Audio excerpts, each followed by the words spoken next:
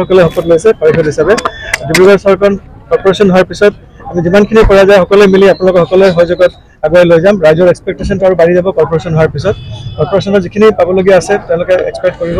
আমি সকলোৱে মিলি ডিব্ৰুগড় আমি আজি মাননীয় কেন্দ্ৰীয় মন্ত্ৰী সৰ্বানন্দ সোণোৱালে ক'লে ইন্দোৰ চহৰখন লাষ্ট 3-4 years তেওঁলোকে স্বচ্ছ ৰূপৰ কাৰণে প্ৰথম হৈ আছে। ডিব্ৰুগড় কিয় পৰা নাই এই বিষয়ে আমি অতি সোনকালে আলোচনা কৰিম আৰু চেষ্টা কৰিম যাতে ডিব্ৰুগড় চহৰখনক অকল ডিব্ৰুগড় অসম বুলি নহয় গোটেই ভাৰতবৰ্ষৰ ভিতৰত এখন one of the best city বুলি পৰিগণিত হয়। তথাপি বিভিন্ন ধৰণৰ সমস্যাৰ ভয়াক্ৰান্ত পৰিকল্পনা কি হ'ব প্ৰথমৰ পৰাই?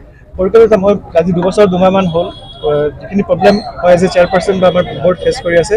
1 নম্বৰ হ'ল ডিব্ৰুগড়ৰ পাৰ্কিং প্লেচ, 2 নম্বৰ ভেণ্ডিং জোন আৰু 3 নম্বৰ আমাৰ আৰ্টিফিচিয়েল ফ্লাড। এইখিনি লৈ পেলাই আমি আলোচনা কৰি আছোঁ। পাৰ্কিং প্লেচৰ লৈ পেলাই যথেষ্ট প্ৰব্লেম হৈ আছে। এইখিনি কৰিব পাৰিলে আশা কৰিছোঁ আপুনি যিটো চলিউশ্যন বিচাৰে চলিউশ্যনটো এই মুহূৰ্তে বাৰু দিব পৰা নাই, কিন্তু আশা কৰিছোঁ অতি সোনকালে আমি প্ৰব্লেমকেইটা চল্ভ কৰিম।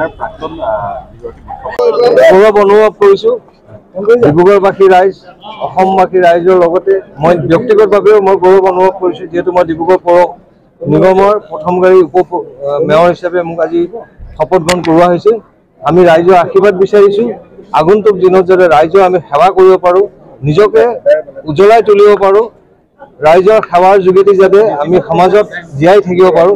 ডিব্ৰুগড় পৌৰ নিগমক যাতে আমি ভাৰতবৰ্ষৰ অন্যতম নিগম হিচাপে আমি প্ৰতিষ্ঠা কৰিব পাৰোঁ তাৰ আমি চেষ্টা কৰিম। কেৱল মাত্ৰ লাগে আপোনালোকৰ সহায় সহযোগিতা আৰু আশীৰ্বাদ।